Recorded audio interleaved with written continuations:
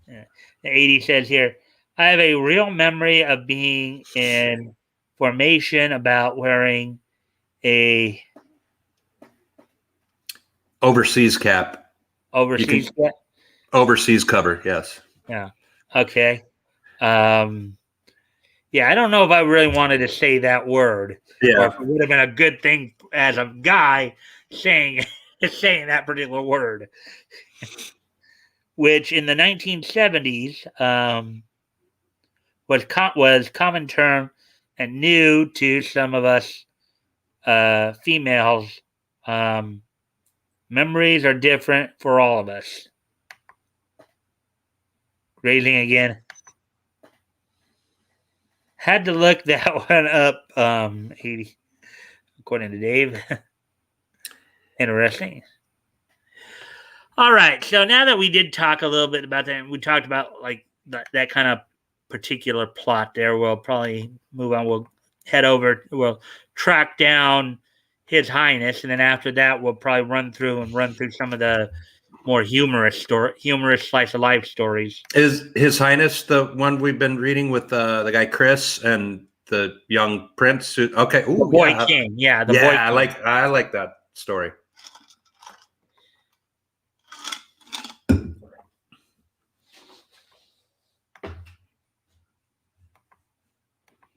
Boom! Someone got punched. Mm-hmm. Oh, is that like a picture story type thing? This right here is a text story. Yeah, cool. From what I understand, since comics were classified as magazines back in these days, in order to keep their like periodical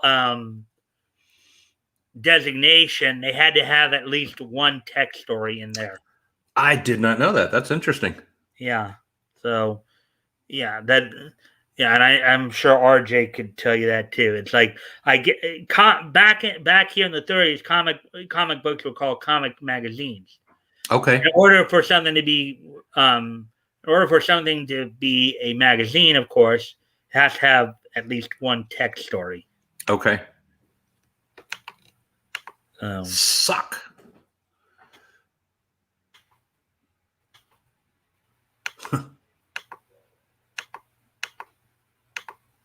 There we go. There's our buddies there at Batgoat. His Highness. All right. The restored piece of Caspiana brings happiness until a railroad train in Munich. Okay. The restored piece of Caspiana brings happiness until a railroad train in Munich, King Louis is riding, is bombed mysteriously. Efforts to trace the cause are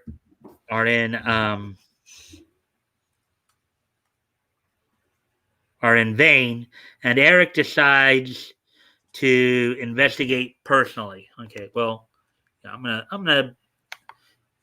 All right. Oh yeah, I should have. Maybe I should have done this sooner. This will probably help a little bit. Bringing it up to that. Yep. I'm not struggling or squinting to read it. Yeah, that's better. Well, I think I can lower it one to where we get more of the picture in there. That's good. Oh, even better. All right. All right, let's see if I can read it at 150. I had it at 125 before, so let's see if I can read it at 150 mag. Captain Chris Lopez had been recognized, thus had been unable to find any unrest. Eric, disguised as a foreign agitator, tries another scheme.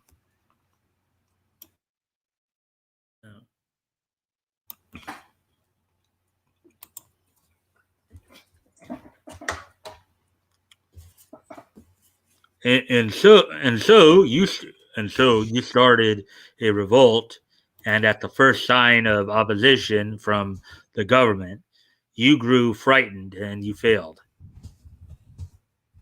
Listen to him. He merely wants to cause trouble. Out with him. He's an agitator. Away with him. We don't want troublemakers here. Eric flees. Oh, Eric speaks against the government. Eric flees.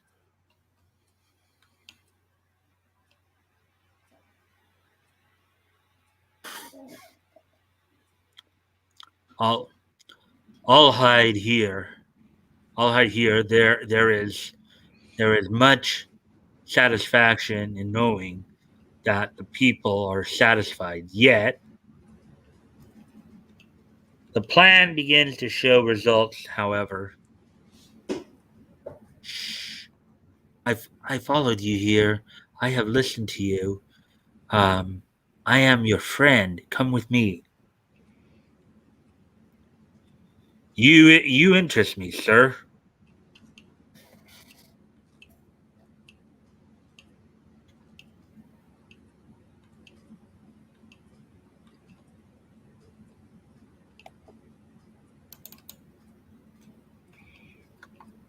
There we go. Had to find the cursor there. Your method is wrong. These people are being taken in by the government. They will not listen, but I have a plan. Join us.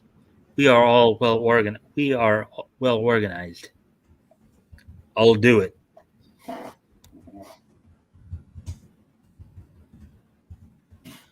The time is near. Soon the arrangements will arrive. The armaments will arrive. Then strike. Strike! Strike! Eric joins the plotters.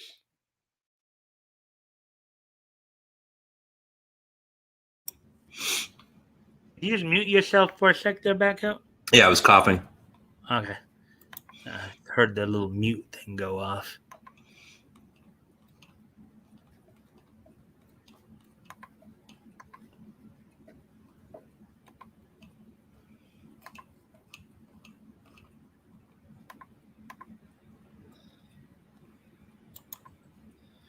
All right. So, anyways, as we continue on here, it is still strange, sir. I seem to recognize you, but I cannot place you. There are many people in this world, and some are sure to resemble others. Classic deflection there of the situation. At last, the armaments for the revolt arrive. You see, my government has kept its word. You will all benefit much. We must store these goods at once.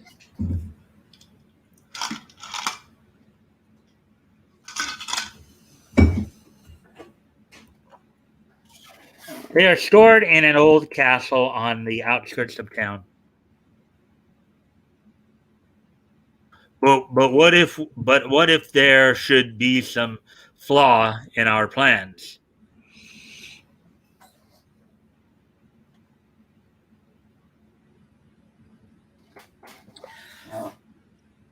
I have considered that.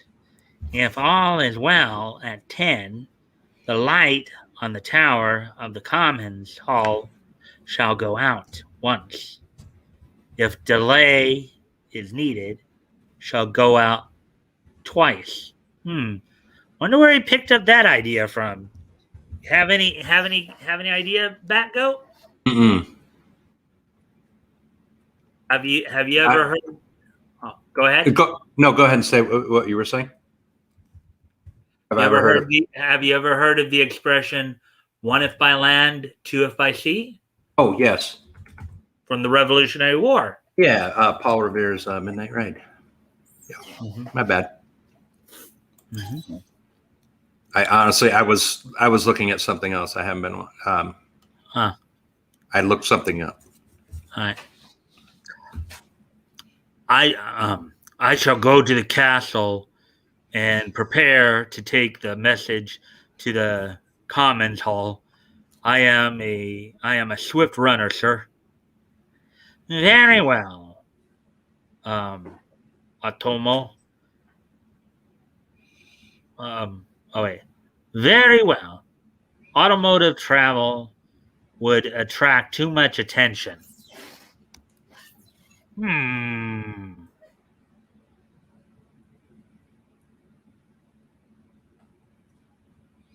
I have it that I have it. That man is a spy. After him.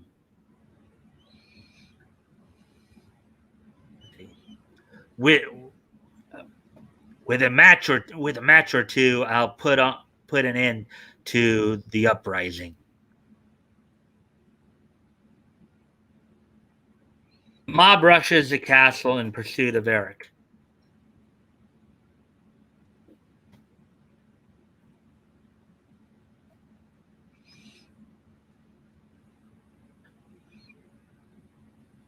There he is, the traitor. Wait, don't fire. You may ignite the powder. Take him back to the city. We'll finish him off there.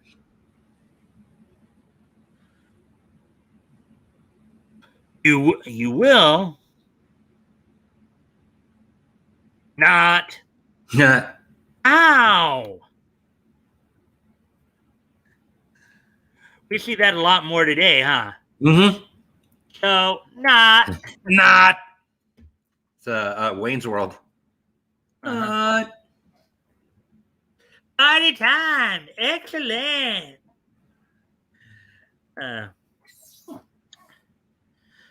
You'll have to capture me. You'll have to capture me first.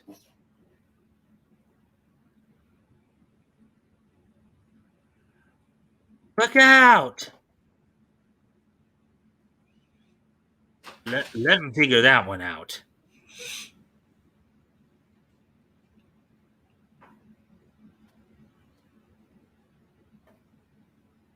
Crash! Boom! There it goes. How now to Commons Hall. Will Eric save the kingdom from foreign attack? See next issue. I hope so. Now, the bummer, of course, the bummer about, granted, it's nice that these comics are public domain and all that, but but it is kind of a bummer when you don't have every issue, especially when you get into stories like this. Mm-hmm. All right, so that's two cliffhangers. We got Jack Strand cliffhanger and well, yeah, the stories here are still being written more serially as opposed to episodically, and we're coming up on an hour, so we'll probably go back to the beginning. We'll look at some of the humor and slice of life stuff now. We got a lot of comments to catch up on too, if you want. All right, we'll do that as well. Let me first set it up. We'll go back to the first page here of that setup, and then we'll just kind of go back to some of the comments here, see what people have been saying.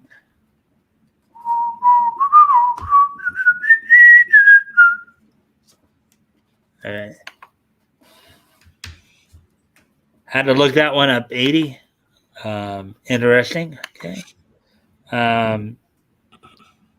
It scares the bleep out of most men. Ooh. Quote unquote, third class male feminists would have that title. For that time period, Dave, and we probably will read that was one page kind of humor comic here, but it has kind of a different meaning than it would today. But you'll see when we get there. Kind of it has some double entendre intended there, but today a guy was bragging about his eggplant size. He was like, yeah, man, 15 centimeters. Okay. Harsh. Apologies to all. I am in a bad and vile mood. Mike and all have in kind. I really am sorry. No problem. Hey, we all have bad days once in a while. Now, nobody's perfect. Nothing to apologize for, 80. As Dave's right there. Eat your grass and forget about your woes. Get it? Because she always talks. She says, "Okay, I'm going to go back to grazing." Unless you want to talk. And then Batgoat, this is from you, so. I said, "It's cool. We're glad you're here." Yep. And I echo that sentiment. And then Dave says, "Bats, you." I think he's doing the Big Lebowski thing, swearing at me in a joking way because I wasn't paying attention to the story, and you asked me a question. I'm like, And then here's an emocron here. I guess a laughing emocron. Yeah, he's laughing at me. Emoji. Leto is here. We'll get down to his comments. Let's see. 80 said, "Thank you, Dave and Batgoat, for making me smile, making me smell better with graze." With Glade. Yeah. And then Dave said, "Whoop, whoop, whoop, whoop, whoop, whoop, whoop." He's imitating that spy that was running. He was like, I'll stop this insurrection. And he was running down the street. And Dave said he's going, whoop, whoop. Why does 80 always apologize? First, I've never noticed her being mean or rude. True. Second, she's cool. True. Third, a proper apology requires a case of beer. Yeah, that's a law. That's actually, yeah. Yeah. Well, I mean, I apologize for things too that people have said that maybe I shouldn't always feel like I should have to apologize for. But, it's common courtesy. And I think that's kind of like if you guys remember, what was it, a week or so ago? 80 and I had a bit of an exchange where I was even saying, because, in the context we were talking about, you never apologize to an SJW, and she was saying, no, there are times you should apologize, it's just common courtesy to apologize if you've offended somebody. But, the problem with apologizing to SJWs is that they take it as an admission of guilt and then will try to turn it against you. Oh. What? I'm reading what Dave just said. I completely misunderstood. I'm a bit behind, so. Yeah, sorry. Let's see. With the powerful scent of Irish spring, it's like you're standing in the fresh glades of the lowlands. The old Irish Spring commercials with the whistling. Yeah. That's why I whistled. Whistle while you work. And whistle while you play. And whistle. So we got 8 people now, and I do see that Leto's here, and I do thank everybody for all the likes and comments, or likes and shares. Hopefully we can get more of the algorithm up, get more people in here. So hopefully everybody's enjoying the content this far. So let's get through these comments, and then we'll look through some of the humor slice of life stuff of a comic here. What was going on back in 1938. 80 at Toys saying, pick up your free beers here, Batgoat's out. So she's saying that Batgoat, you're the one who's giving out free beers. Apparently, if I have to, I'll go ahead and jump on that grenade. Manly, yes, but I like it too. That's Woody being funny because the girl on the Irish Spring commercials, the camera would pan to her and she would say, "Manly, yes, but I like it too." Am I right on that, Woody? Guy asked me how to get his wife interested in sex. Me, well, here's what I do. He's like, I don't know if my wife would like me. She's never complimented, complained to me. Laugh out loud. All right, I don't really get that. I think I understand what he's doing, but he didn't word it right. Huh. I'm lurking. Hey, Leto, welcome to the stream. Hopefully that you're enjoying the content tonight. We're, getting through some of these stories here, and I just kind of super went down the. Oh, there we go. All right. And the action says, "Hey, Leto, Sama." That is late for work. Oh, okay. Well, drive safely. Even if you're late for work, your life is still precious. Don't rush it. All right. Drive safely. Let's see. I'm looking, as Solid says, I'm looking too. Hello, Leto. No, I cursed because you said Glade, you're here. That's a pun. And, Leto, Solid, hey guys, from Dave Marks. Yeah. And then Toy is saying here, guy asked me how to get his wife's interested in sex. Me, well, here's what I do.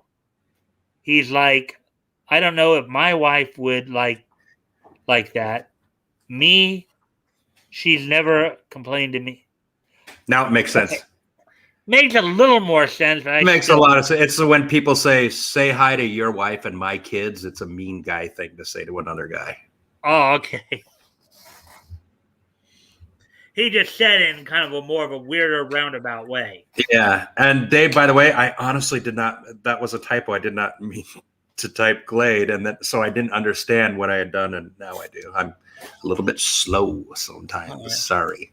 Well, the good thing is we've had a peak of 8 viewers tonight. So that's good. And we're right now at 6. So that's a good thing. So anyways, before you continue, can I share something? This is why I wasn't paying attention, because that one ad with that bike, it looks so interesting to me. I looked it up. So here's a picture of it.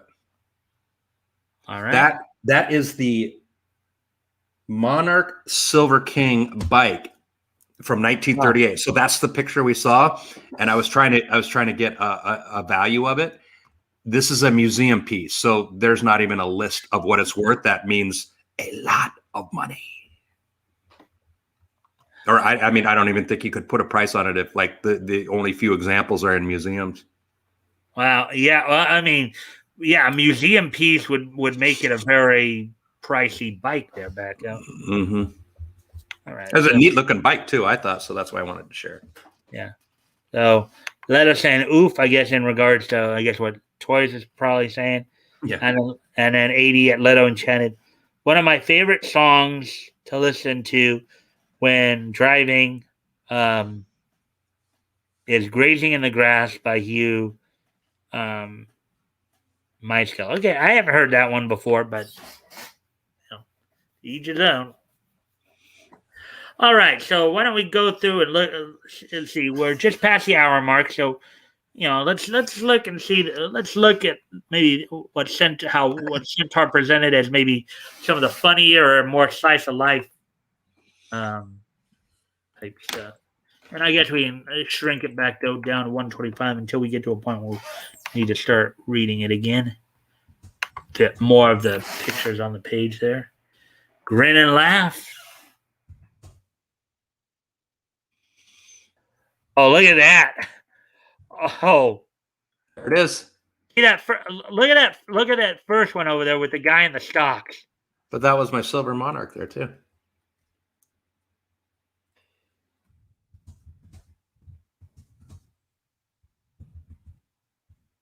If he gets that big a kick out of being in stocks, we had better take him out. Wow. So basically, they think that the. Oh, I see. I get it. They don't see that a cat is coming along and is licking the guy's feet, tickling him. Tickling him, yeah.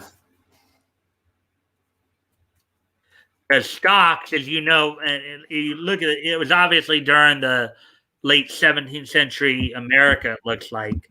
Pilgrims, yes, sir. Pilgrims and stocks were used as a way of punishment. Yeah. So, anyways, don't worry, Pearl. I got you into this, and I'll get you out. So, I guess a couple of fishes caught in a net right there. Look at the picture there. I guess I could have been a standing on a cigarette. And a standing on it. Oh, his peg leg is. Look at the picture. Oh, I didn't see that. That was a peg leg. Yeah. Yep, now I get it. Looks like it burned a bit. I guess I could have been standing on a cigarette. You want to be careful with that suit. You may have. You want to be careful with that suit you have on. The warden wants to wear it to a masquerade ball tonight. Don't all the prisoners wear the same suit? Yeah, but apparently that guard, I guess, is a bit of an idiot because he doesn't realize that's probably a prisoner. Yeah. Okay. Yep. Then I get it. They don't look now. Laughing at life. And some of these pieces here. Dave, it's not a Schwinn. It was a Monarch, Monark, that was only produced from 1934 to 1950. And I think that's why they're so valuable. Hey, Batgoat, look, beef stew for 15 cents. Ooh. Back in 38. What's that? What is that worth?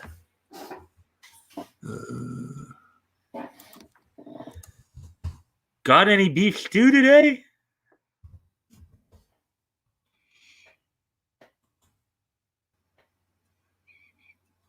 Have you punched it in and $2.90.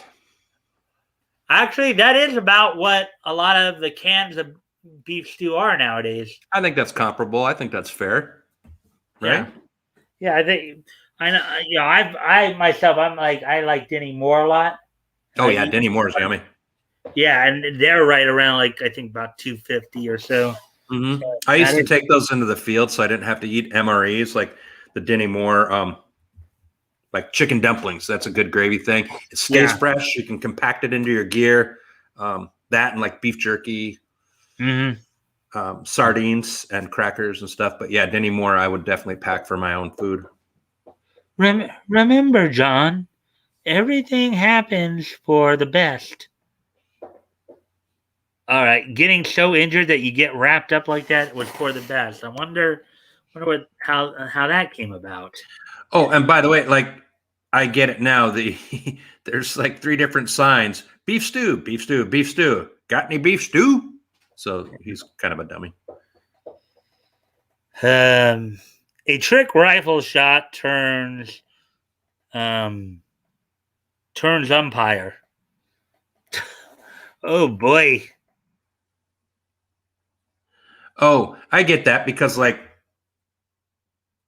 Buffalo Bill and Calamity Jane, they used to, on their shows, they would look in a mirror and shoot over their shoulder and break like plates with the gun. So like he's looking at the strikes over his shoulder with a mirror to be like cool.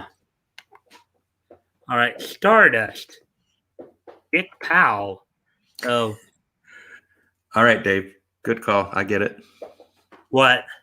What did Dave just say? He said, it's a Schwinn. F them. And I'm like, or he said, F a Schwinn. And I said, no, that's when I said, no, it's a Monarch. And he's like, that's what I'm saying. Stupid Schwinns. All right. With their calculable worth. That's funny. So Dick Powell here had a complete gymnasium installed in his new home. he used to have a swimming pool in his old house that kept his weight down. But since he moved, the lack of exercise has hurt his physique. So Who is that? Dick Powell, Dick Powell. I guess would have probably this is Stardust. So I'm thinking this is probably another Hollywood type feature. Right? Yeah, probably an actor that was famous at the time. Man Mountain Dean. Probably a professional wrestler, I'm thinking here. Man Mountain Dean had to finish a fight scene in the quote the big city unquote on crutches when he broke his leg during the filming of the picture. A huge wheelchair was made to move his 375 pounds around the set and was presented to him as a gift by Louis Rainier. Okay. Jeez, 375. That last guy, Dick Powell, was an actor, musician, producer, director, and studio head. But he gained his fame as a musical comedy performer. Huh. He's spotting me. He's spotting me the crutches. All right, so let's see now. Well, probably they try to skip through signs. Silos and sheds. Sweet Revenge. Let's see where are we at on time here? Hour 17. So I probably want to start going. Well, still got a few minutes. You get time to do more stories. So yeah, especially these small funny ones. Yeah. Get rid of look for the one pagers. Sporting. Can we see that before the dogs and the politics? Oh yeah, that's an ongoing one, isn't it? Yeah. Right. I don't know if it's ongoing, but what, you want me to read it? I guess. Well, no. Is it the same one we've seen? I just remember seeing that before. I thought. No, I don't think it's the same one. No, I don't think. Okay, never mind then.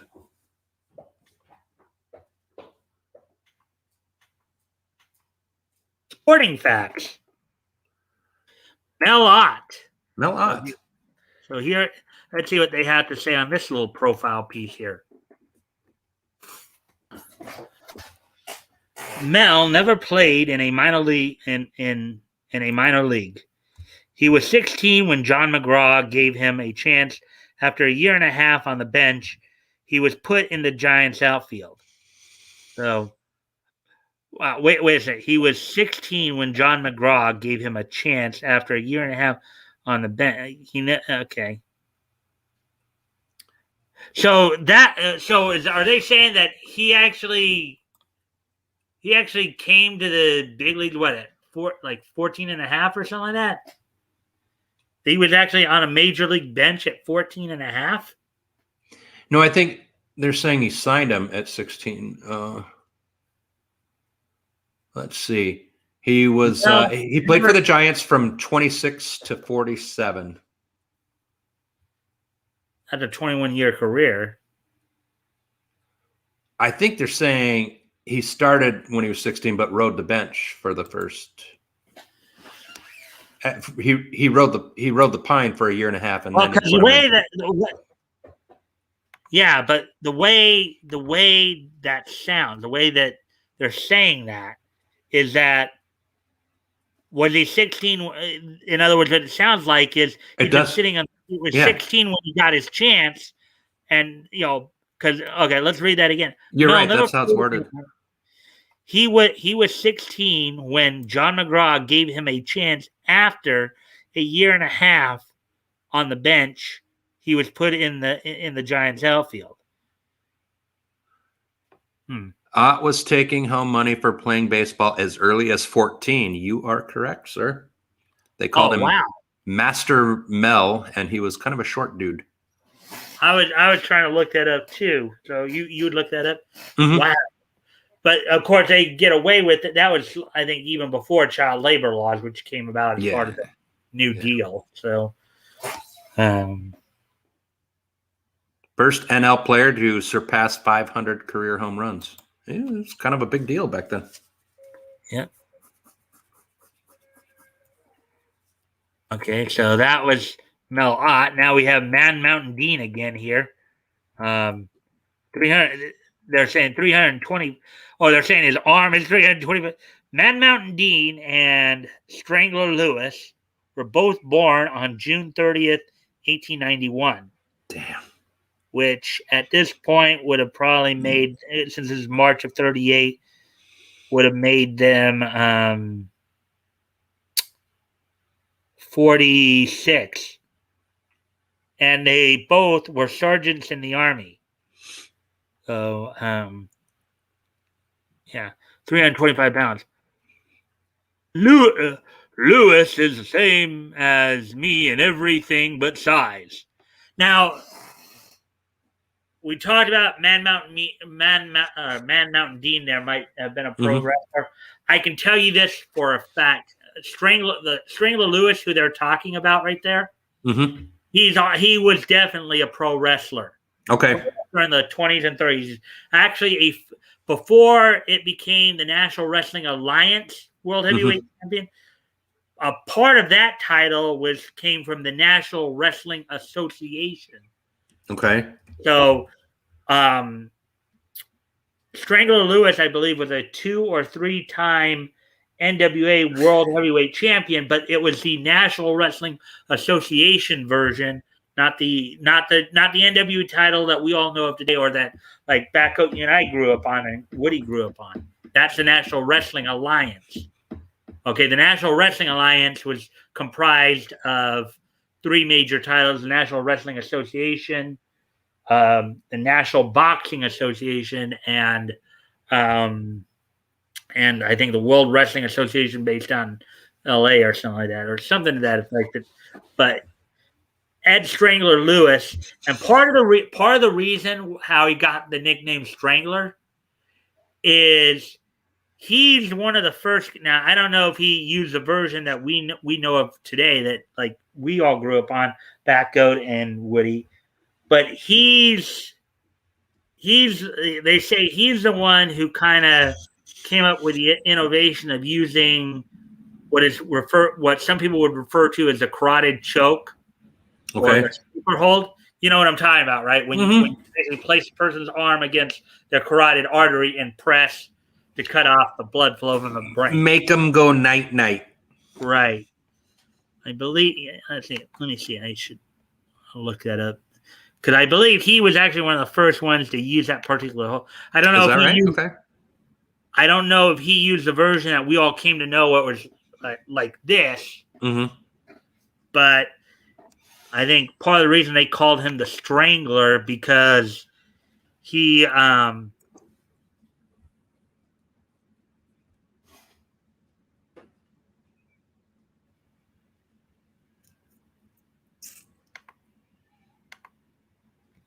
me see.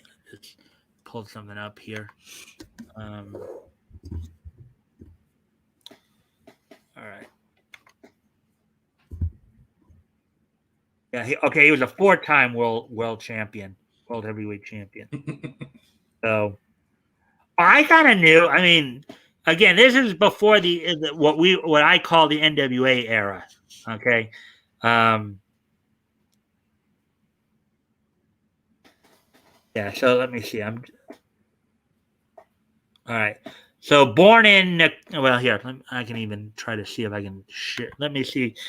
So it'll be the first time I ever try to share multiple screens. Oh, okay. I guess I can always go back to that one, I guess.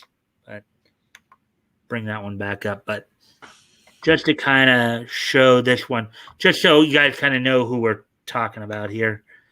So, all right, so that's one of the pictures there, and then I'll go up to his. That's Ed Strangler Lewis right there. He's a Wisconsin boy. Born June 30th, 1891. Died August 8th, 1966, at the age of 75. Okay, so born in Nicosia, Wisconsin, to German parents. Friedrich was an active youngster. I guess Friedrich was probably his given name. Mm-hmm. I'm sorry. No, Robert H. Friedrich was actually his real name. Ed Lewis was his ring name, I guess. Ed Strangler Lewis is his ring name. Friedrich sounds much more German than Lewis. Yeah. Was an active youngster participating in amateur wrestling, basketball, and track. And of course, a lot of the guys back in the 20s, 30s, and 40s, a lot of them did. I mean, it was almost a prerequisite to get into professional wrestling that you had to have an amateur background. Okay. A lot of the guys, even the guys in the early days of like the NWA, AWA, like Vern Gagne had backgrounds in amateur wrestling. So Friedrich would end up. You mean they didn't do stuff like Mike the Miz, who after shooting Road Rules took a bunch of juice, worked out for 6 months, and then became a wrestler? That's right. These guys didn't do that. Friedrich would end up solely focusing on wrestling, finding success competing in local competitions against other farmers. Friedrich began wrestling professionally at the age of 14 using the ring name Ed Strangler Lewis, first in Louisville, Kentucky, partly a tribute to 1890 star Evan Strangler Lewis. And so his parents would discover it was him. His parents would discover it was him. It was also stated in the A&E documentary, The Unreal, and I've read that. If you guys want to get kind of a comprehensive view on professional wrestling, up to I guess whenever that particular documentary is made, you guys should check that out. That was a pretty good documentary. I watched that. That he was dubbed the Strangler after a match in France where he applied a sleeper hold, and the French, who were unfamiliar with the hold, thought he was strangling his opponent. So he probably didn't invent the sleeper hold, but the French, not knowing what the sleeper hold looked like, but he used it as part of his arsenal. That carotid choke. Yeah, which I've told you, I brought this up before that they taught us that in McMap. So, and it's really hard to do correctly. I took the guy has to be kneeling in front of you and you shoot your arm down as hard as you can and then bring it up. You really have to have the placement of it right, or you're not going to pinch it off. You'll squeeze the trachea, which really hurts. And the guy who's having his trachea squeezed gets pissed and will start attacking your arm because they can still breathe. It hurts. But with the carotid, if you do it correctly, within a couple seconds, your head starts going gray. It's really impossible to do anything when it's put on you correctly. Well, because the whole idea of the carotid sleeper, of course, is that cut off the blood flow, baby, to the brain, which will put you to sleep. And I remember now. And I remember watching some of the pro wrestling shows of the late 70s, early 80s that I've watched before. They actually on some of the NWA shows, they actually had a rule that if you did use a sleeper, you put the guy out. I think the general rule was you had to wake him up. You had to wake him up. And usually what I'd see a lot of guys doing is they'd start rubbing the guy's neck, like this area. Mm-hmm. Start rubbing his neck and rubbing like this and stuff like that. And then usually to kind of speed things up a bit, in fact, I distinctly remember, I have a distinct memory of seeing Steve Kern do this, who would, later go on to be, of course, one of the Doinks. But what he would do is, to kind of speed things along, what they would do is they'd kind of go off to the side, take their hand back, and slap the back of the neck. It's like the guy, it'd shock him into being awake. I guess that'll work. Let's see, we're coming up on an hour and a half. Do you want me to go back and try to read some more from the comic, or you think we should go ahead and wrap up? Because we're coming on an hour and a half now. And there's quite a few comments here too. All right. Well, let's go through the comments and then we'll see what we want to do here. Let's see. And we already saw that. I'll start here. Silos Where have all the silos gone? To the silo farm where they store silos in sheds. It's just silly and very funny at the same time. I love that. Yeah. Elon shooting them into space. That's good. I wonder what that's in reference to, but The silos. He's shooting the silos. There's a rocket meme from Dave. Trailer Park Boys, starting with silos, Go Bubbles, Ricky, and Julian. Okay. I never watched Trailer Park Boys, so I don't. That's heavy but modern obesity laughs at that number. Yeah, well, what 325? Because my big fat 600-pound life, it would take two of those wrestlers to make one of those. Oh, there have been a few professional wrestlers who have been like not just. I mean, you think 325? You think 375 pounds is something? There are guys. What did Andre weigh? Woody would know this. Like guys like Haystack Calhoun. There was another. Let's see. I think George Cannon. There's another guy named Man Mountain. I can't remember. There's another guy named Man Mountain Mike, who was well over that too. I mean, modern times, of course, everybody remembers Yokozuna, who got up to that weight. Of course, Andre the Giant and Paul White each got up over 500 at one point. Vader went from 375 when he started to being 425, 450. You know, Leon White, Vader, Big Van Vader. So 375 pounds. And look at this. We're talking a little bit about wrestling too, because of which we don't get to talk a lot about. But 375 pounds scoff. Watch an episode of Dr. Phil. Yeah. Andre the Giant, build weight 520 pounds, 7 foot 4 inches. Yeah. But what I've heard too on heights and weights of a lot of the guys that we think are like 7 foot or close to 7 foot, they were a bit exaggerated. That's why they use the term build, because what they believe, even though Andre was built at 7'4", he was more like 7 feet.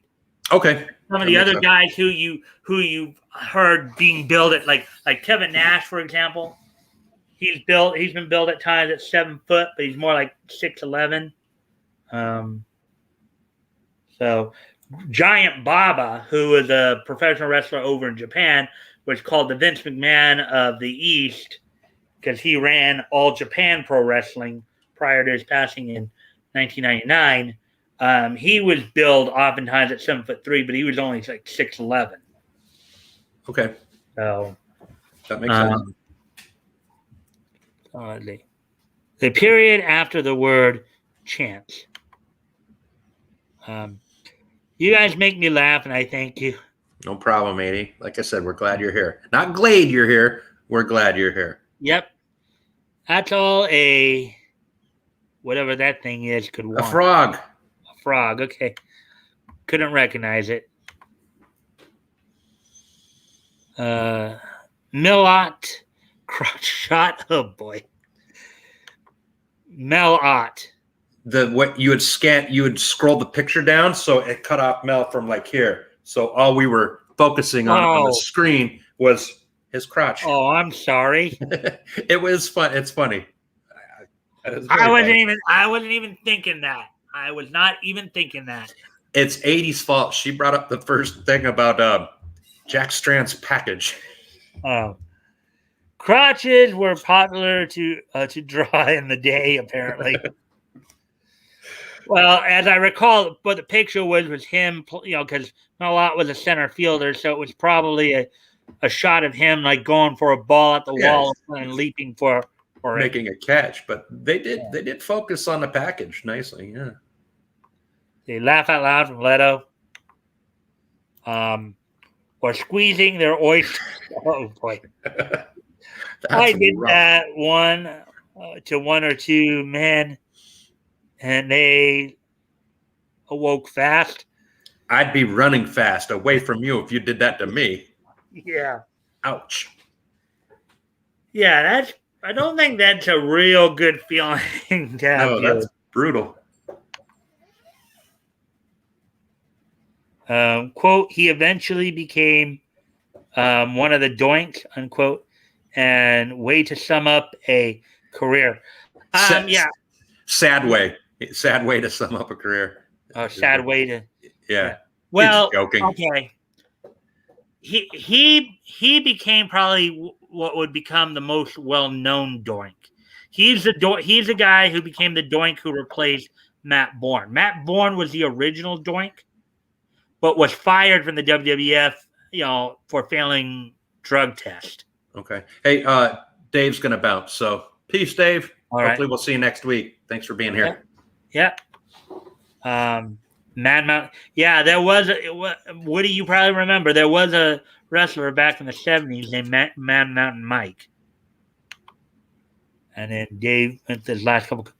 Height offset, weight, so much. I'm 5'4". I can be thrown by some people like a javelin. I'm gonna hop over and see what the Crows are up to before going to bed. You folks stay off. All right. Well, thanks again for dropping in. So yeah. So anyway, so we're at an hour 36. I don't think I will go back to it then because we got. Well, I think we still had a good conversation, anyways. Absolutely. Yeah. Yeah. So no, it was everyone. It was interactive tonight. That was very cool. Yeah. So we're at an hour 36. Let's see. So I guess it would be a good time then. It does seem like we're kind of wrapping up here. I guess it would be a good time to start wrapping up if everybody's ready. If everybody's ready for this day in each history. And Batgoat, if you don't mind sticking around with me afterwards, for post game. Absolutely. All right. So let's see what Dave, because Dave just said something here. Crow's going to sleep. LOL. All right, so we've got him for a few more minutes. Yeah, Nietzsche time. Yeah. All right. So, anyways, without any further, today is Friday, August 20th. May, you got here right at the end. Good to see you. Yeah, so we're just about to wrap up. So, thank you for coming in, though, and as always, guys, I do appreciate any likes and shares. So I thank you guys for that. Hopefully everybody had a good. Well, I can give you guys some other news. Ricada is having Ty Beard on tonight. According to the title of the stream, Ty Beard helps me nurse a mysterious headache. He is hungover. He did a lot of drinking with Joe from Good Logic last night. It was pretty funny. Yeah. Joe from Good Logic puked on Nick's stream. Like we didn't see it, but he's like, excuse me, and he takes off, and within 30 seconds we heard it. He didn't mute or anything. We heard and the whole chat was dying. It was the funniest thing ever. Oh boy. All right, let's see now. So let me just get I came late was at Friday Night Tights. Oh, Friday Night Tights, forgive me. Hey, no problem. I mean, I'm just sorry for you. You can always go back and watch the stream at your leisure because I do keep them up. But it's always nice to do it during when it's live. So, Nietzsche May. Let's see, Nietzsche. P.S. at Dave from 80. Crows are my second most favorite birds. Hey, remember human faces and take care of each other. Hi, May from 80. Hi, Goat Woody, Dave Leto. Let's see, hey, 80. I have seen pet crows, very smart birds. Where they're talking, of course, 80. They're talking about a streamer named Crows of Judgment. That's who they're talking about. Just to let you know. I heard that on the hot mic. That was So funny. Oh, I guess you guys like me so much that now you guys are using my name as a replacement for microphone. It doesn't make sense. Great. I missed that puking diet. But that bleeped it funny as bleep. It was. Here's my imitation of Joe before he puked. He was.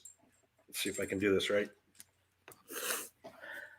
So he was getting lit up, and he's like, him and Nick are going back and forth. They're kind of smack talking each other, and then Joe just like he went over that cliff, and we all know it. Like professional drinkers were like, "Oh, it's bad," because he's like, "Nick, I'm gonna tell you, no, Nick, shut up," and he like, "Beep beep, you bleep and beep beep," and he was just like, he's had his nose all over the microphone, and then just all of a sudden, his eyes weren't open, and he's like, I'll be right back. And he like goes to the right and then off to the left. It was rich. Oh man. Well, I don't do well with drunk, so it's probably a good thing. Well, I haven't been watching a whole lot of Nick streams anyway, so Yeah. But He's had good streams lately. He's on fire, I think. Yeah. I messed up my microphone stand, you guys. 2003. I'm just reminding myself of the topic here. All right. Well, anyway, so. All right. Yeah. 1, 6. All right. By the way, there is a tie going on right now in the Lowell's Trophy. All right. So without no further, today is Friday, August the 20th, 2021. So let's take a look back at this day in each history. And the first stop we're going to make is we're going to go back to 2001. As on this date 20 years ago today, the Nickelodeon, the Nick Jr. series Oswald would premiere on this date on the Nick Jr. block here in the United States. So on this date 20 years ago today, the Oswald, the Nick Jr. Children's animated television series would debut on this date 20 years ago today, back in 2001. So some of you might have kids who have seen that show on Nick Jr. So there's that. I don't remember that one. You know, I'm pretty good with Nick stuff. I just don't recall that one. Yeah. All right. So the next piece of niche history here. 2 years from that, but 18 years ago 18 years ago today. On this date, 18 years ago today, the 195th issue of the second volume of Wonder Woman went on sale on this date for $2.25, and it was 32 pages. The title of the story was The Mission. It was written by Greg Rucka, who is also known, and this is the post-crisis version of Wonder Woman. Greg Rucka, who also did a lot of writing work on the animated series at the time as well. Penciled by Drew Edward Johnson, inked by Ray Snyder. Todd Kahn did the lettering, and Patricia Muxill did the coloring. So on this date, 18 years ago today, in 2003, the 195th issue of the second volume of Wonder Woman went on sale from DC Comics. So almost 20 years ago, was DC still okay, or had they not been taken over by? Yeah. That if you want to call it this for just a simplified way of saying it, this, I guess, woke revolution that we've been seeing. Yeah, that's everyone knows what I mean. Yeah, when did they go woke? I would say it. Some people might argue that it goes back as far as 5 years, possibly. I think it's like maybe 2 or 3. Okay. Because if you remember, I mean, look, it was starting to get, a lot of it was starting up, back when we all first met, when we were all like, when Vic's story came out. Remember, You're right. Yeah. Yeah. Once Trump won the election, they just openly and outwardly said, you're all bad words right. and celebrate our agenda or else you're horrible people. Yeah. That's my take on it. Yeah. So I would say it could be as many as 5 years ago that it got started, but but some people might argue it might be more like just 2 or 3. Because I Okay. know, from what I understand, I think Tug would have been talking about a lot of it going as far back as 2 or 3 years ago. I mean, because I know, from what I know, I haven't actually gone back and seen any of his earliest works, but he's commented on several occasions. He used to do a lot of the stuff like that I'm doing now, like a lot of Mm-hmm. comic reviews or focusing on comic stories. Tug used to do he was the CFO of Comic-Gate, the chief financial officer, because like 4 years ago, 3 to 4 years ago, he was showing us how DC and all the comic books, the what do you call not legendary, the established comic book DC and Marvel, like he just showed us. Yeah, he showed us their numbers going horrible and sales every month. Just like it was always cool watching that. Yeah. So, anyways, this is still long before that. They were still writing post-crisis stories. So, Okay. this is around the time that like Justice League and Justice League Unlimited were coming out as cartoons. If you remember those.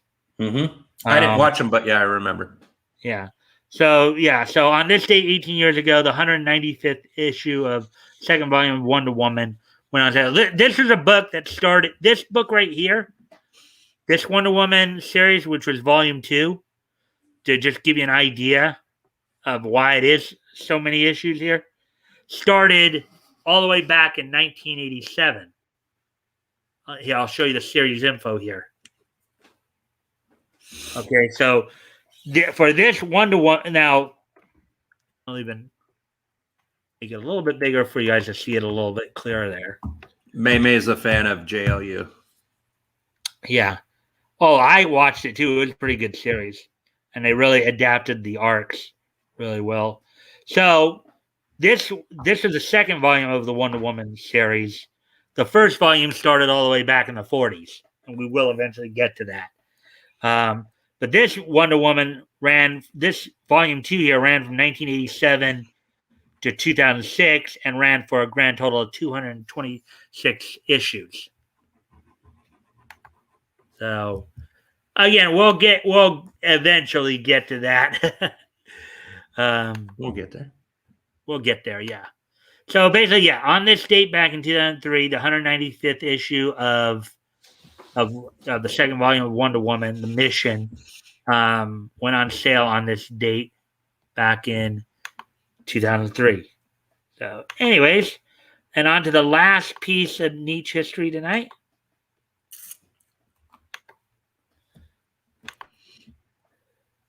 And we've been talking a lot about SummerSlams because on this date back in 2006, from the, let me see if I can find the venue name here, from the TD Banknorth Garden in Boston, Massachusetts, the WWE hosted SummerSlam in 2006 here. During the main event on the show saw Edge retain the WWE Championship over John Cena.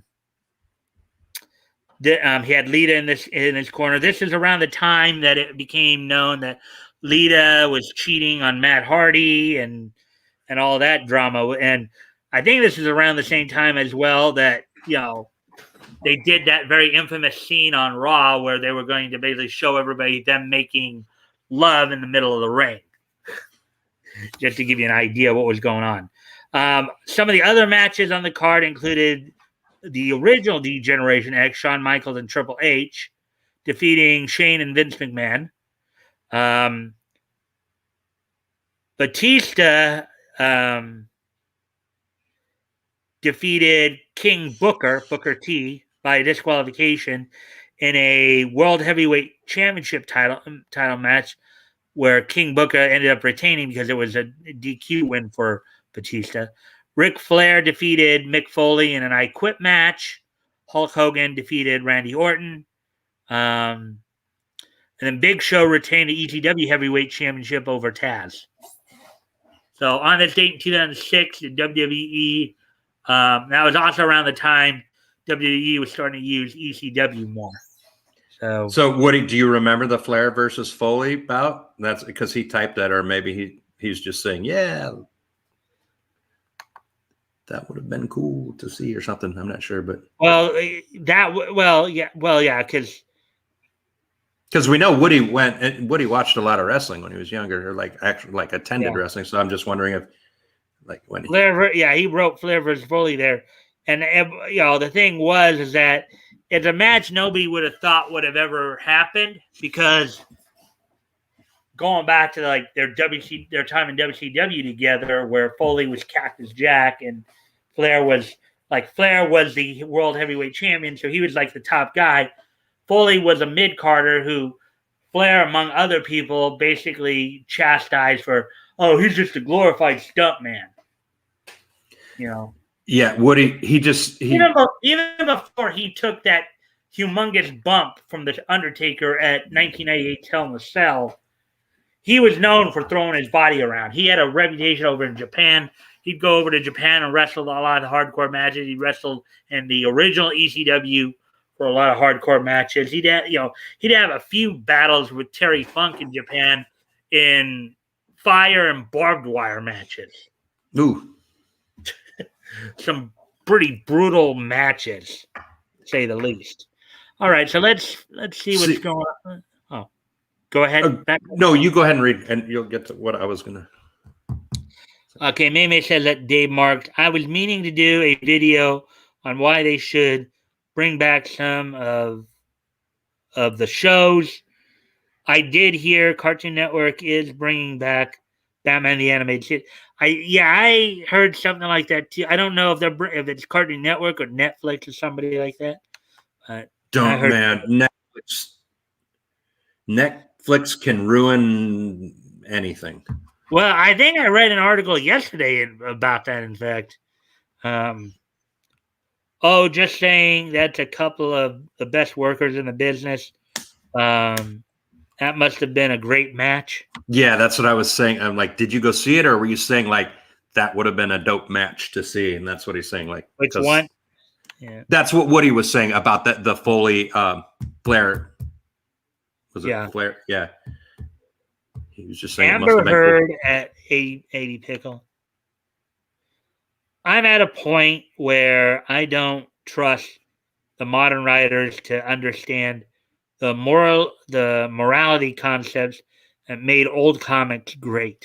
I agree, Dave, 100%. Again, a lot of what they're doing today is just they're trying to push their own narratives. Mm-hmm.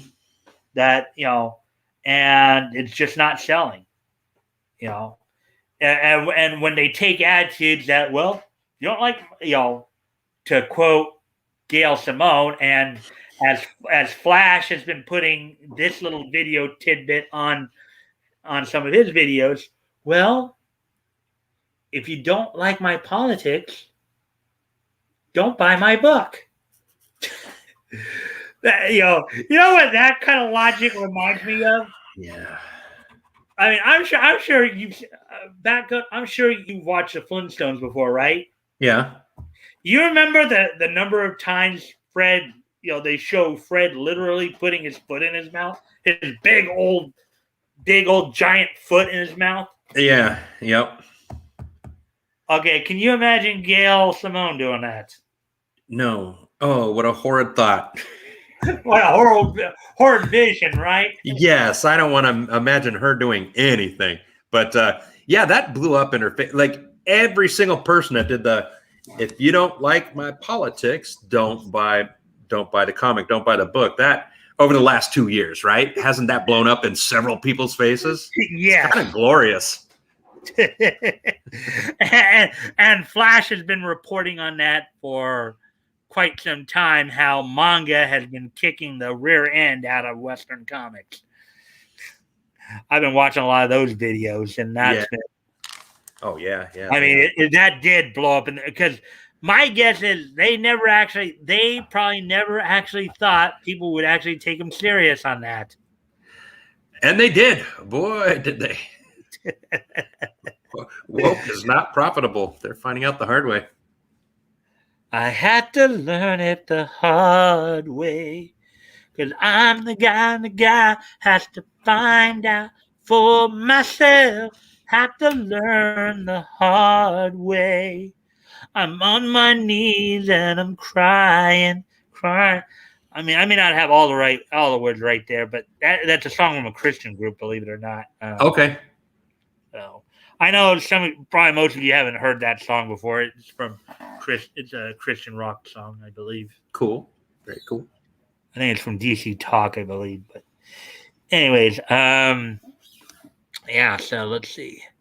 Yeah, we've had we're at an hour 56, so we already went almost full 2 hours. And a lot of this too is just us talking too. Mm-hmm. Oh, it's been a good conversation. Yeah. Yes, I was abused myself, not going to here, but I just know is right, and don't like fake Hollywood movie companies. All right. Yeah. Well, sorry to hear about your abuse. That's horrible to hear that. I'm sorry. Yeah. All right. Agreed to, Dave. I feel New 52 was treated unfairly. Some stories weren't that bad. I'm just sad. Some things, some of the things I love seeing is going to... Well, okay. May, thank you for bringing that up. Thank you for bringing New 52 up, because that does give me a question I want to ask you guys. Now, as you guys know, we're doing a historical comics retrospect. Now, we're going to keep doing it at the very least up until possibly 2011 or 2016. Now, from what I understand, 2011 is when, Infinite Crisis happened, and that was the start of New 52. And 2016 was Final Crisis, and we got DC Rebirth. So what I want to know is, in terms of the historical comic, we might end it either at 11 or 16. Well, actually, no, at either 16 or maybe even go all the way up to date. Because I initially was thinking 11 but 52 was pretty good too. How far, where would you guys like to see me in the historical comic retrospect? I mean, granted, it's still going to be a long way away because it's still in 1938. I'm here for whatever, Mike. You know that. So yeah, but I just want to know, because again, DC is my primary comic, so yeah, that's real quick, how I measure at the time. Yeah, like 2 minutes or even less before people might start jumping over to Nick. Right. So I just wanted to quickly say that congratulations, Dave! At the last minute, you pulled out a victory on the Lulz Trophy, 10, and Toys had 9. Woody was kicking it tonight with 5, and 80 had 4. Very, all of you, funny. So, Dave, congratulations on your temporary Lulz Trophy, my man. Yeah. All right, let's finish off these comments, and we'll close it out, everybody. All right. Don't like it? Don't fund you? This is acceptable. Right? Yeah. Maybe at 80 Pickle. Oh, I see. Sorry to hear that happened to you. All right. Thanks, May. But many people have had it worse than me. And then Dave Mark, they assumed enough people liked them to counteract literally telling people not to pay them. Do not pay us. And everyone went, okay. Yep. That's so true. And that was the same point I made too. Mm-hmm. at 80 Pickle from May. From what I've heard, it worse where I live, and trust me, it's getting worse. 80. I like my. Well, thank you, 80. That's nice to know. All right. And Dave saying, "Yay! I'll rub it in Toy's face later. I'll rub it in." Absolutely, Dave. That's what you're meant to do. All right, everybody. Well, thank you guys for being here tonight. I do appreciate you guys being here. I hope you all enjoyed, the show tonight. We read some comments, and we even had we had some good conversations going. We had a great conversation. It was good. Well, I'm glad you all here and enjoyed it. And we didn't get to play Hangman tonight, and I just want you guys to know the word was impeach. Is that a good topical word? I didn't say that. I just said the word for tonight was impeach. Hint, hint. Here's my mouse pad. I've never showed this to y'all. I picked that up at a dispensary in Colorado. Okay, let's see. Woody's saying good times. Thanks, y'all. No problem. And thank you for another great stream. No problem. Thank you guys for being here. I hope to see you all back. Yeah, it was great. Hope to see you all back here on Monday. I will talk to you then. Or if you guys want to hear from me, you can always catch me Sunday nights at 5 p.m. Pacific on Critical Blast Open Mic Night. I'm also there, so you guys can come by and say hi to myself or the host, Critical Blast, RJ Carter. So hopefully we'll see you all there. Bye.